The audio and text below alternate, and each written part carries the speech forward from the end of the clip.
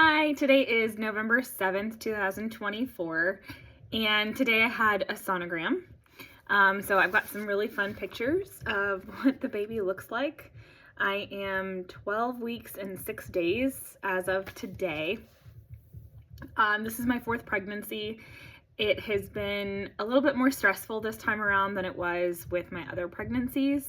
This was an unplanned pregnancy, so surprise! We are excited about the pregnancy, but it's taken a little bit of adjusting for us. So that was something that was more difficult this time than it had been in the past. But I will say, from stress and concern about the pregnancy, some of the things that we've thought about throughout this process have been the fact that I'm older. I'm 37.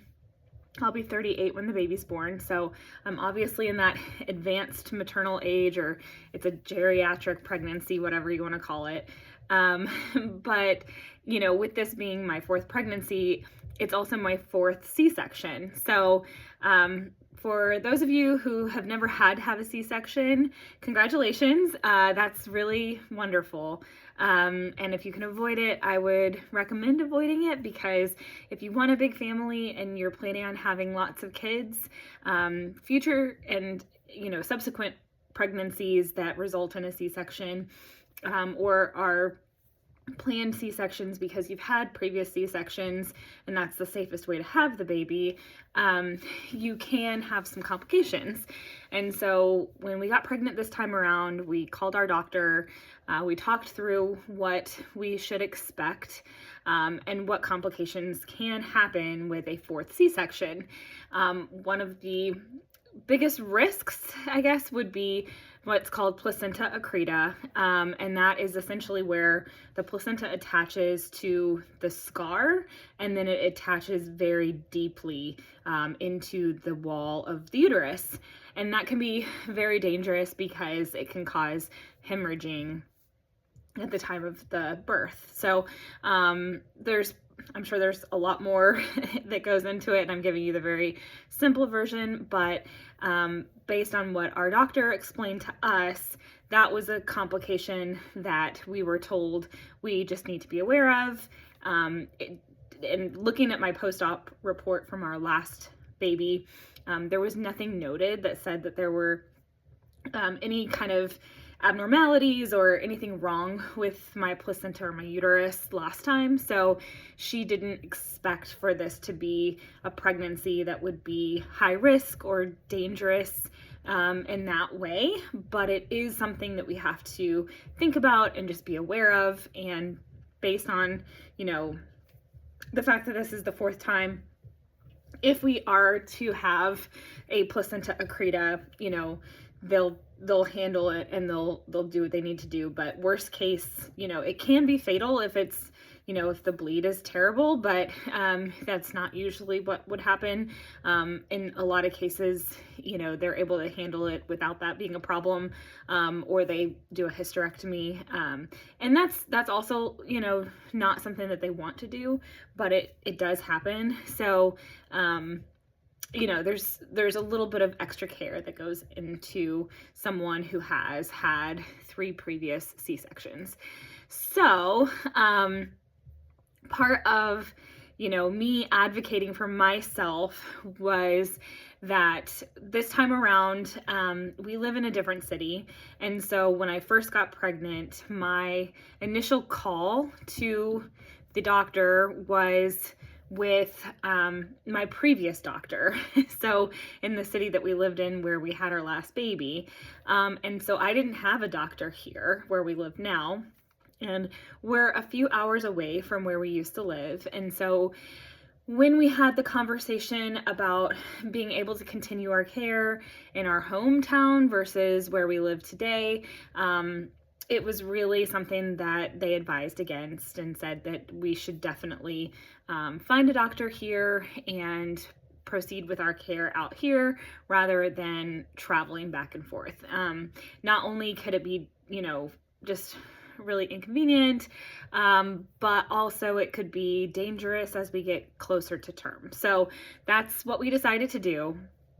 I still haven't actually seen my doctor here. I see them in about a week. So next week I go for my first appointment with them. I had my first appointment around 7 weeks, and I actually did drive back, and I had a sonogram. I had all the blood work done.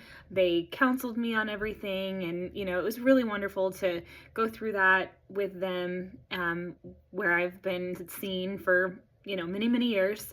And so I had all my records sent over to the new office. And again, we're kind of just getting started with this new doctor. But I did, again, have to kind of advocate for myself and ask for this sonogram. It's not been a bad experience, but I would say that I think because they haven't seen me yet, and maybe on my end, I haven't seen them yet, so I don't really know what to expect, and I have kind of a baseline level of expectations from my previous provider. So, when they weren't offering a sonogram along with the NIPT, I thought that was odd because last time I did have that. So, I kind of pushed for that. I said, I really want to have the nuchal translucency tested. And then, as part of that sonogram, I also would just like to know, do we see where the placenta is? Is that something that we can find out? And so they did go ahead and they referred me over to maternal fetal medicine. And so we had a sonogram done today, and that's what they did.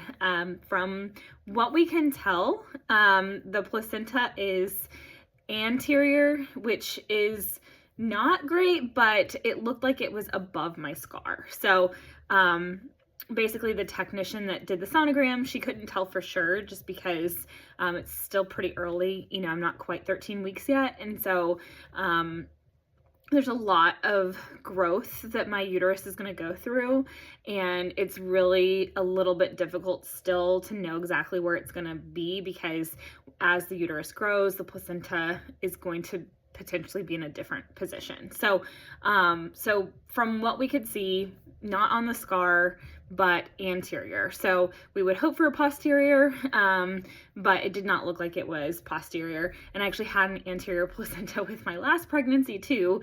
So I don't know, maybe my babies just like to have their placentas, right there on the outside. So I guess we'll see, but it is interesting because with my last baby having that anterior placenta, I did not feel movement for 20 weeks, I think it was.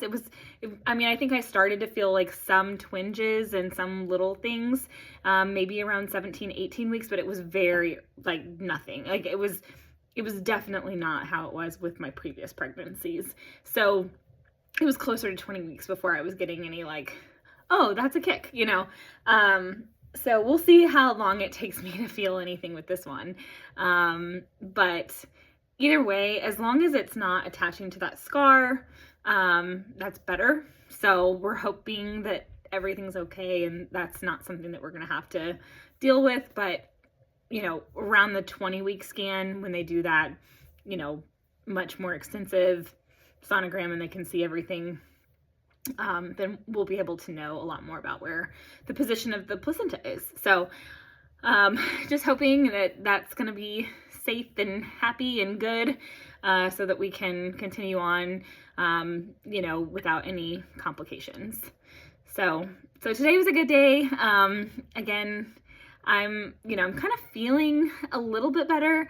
I have been taking B6 and Unisom now. I've been taking Unisom for about a week and a half, maybe 2 weeks now. And the Unisom has really, really helped with the nausea. Also, it's a sleep aid, so I take it and I pretty much go to sleep right away. So it's kind of nice because you're not up in the middle of the night with, really terrible heartburn or nausea or anything. And the reason that I started taking the Unisom was because I had a weekend where I couldn't get out of bed. I was, literally in my sleep, I was nauseated. It was really terrible and awful.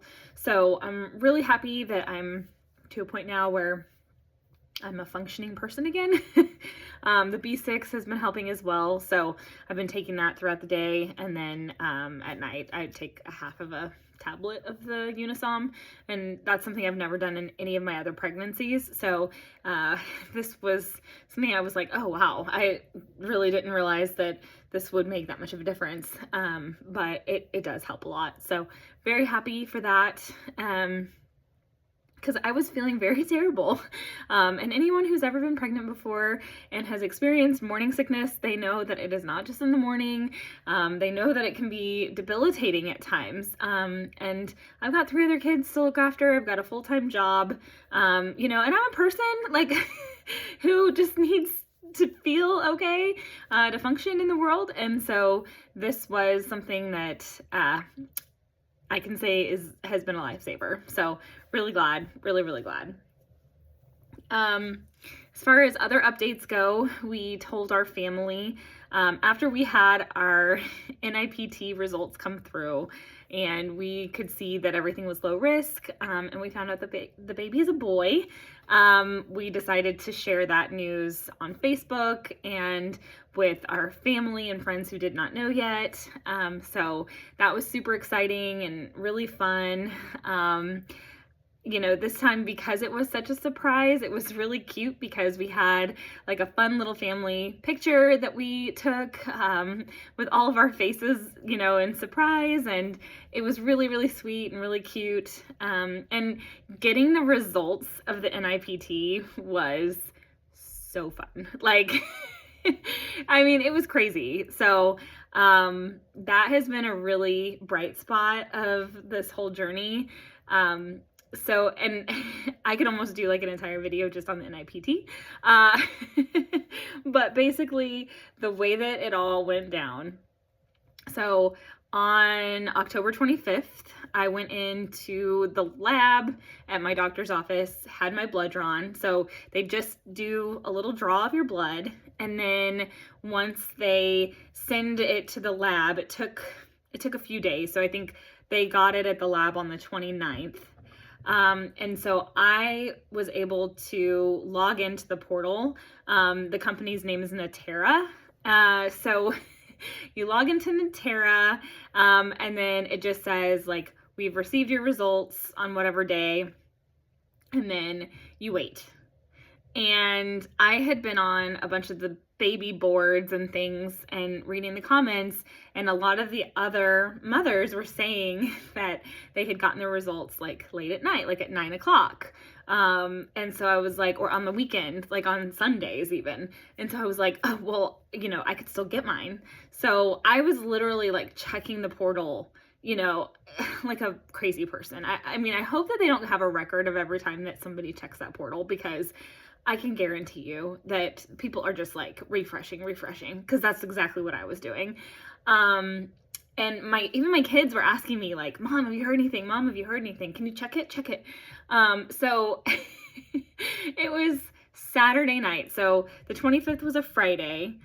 They got my results, or not my results. They got my sample on Tuesday. By Friday, the 1st, they still didn't have my results in. So then on Saturday, all day long, I was thinking like, okay, it's going to happen. It's going to happen. It's going to happen. So I was refreshing. My mom was calling me. My aunt was texting me. Like, everybody's like, have you gotten results yet? Have you gotten any results yet? No.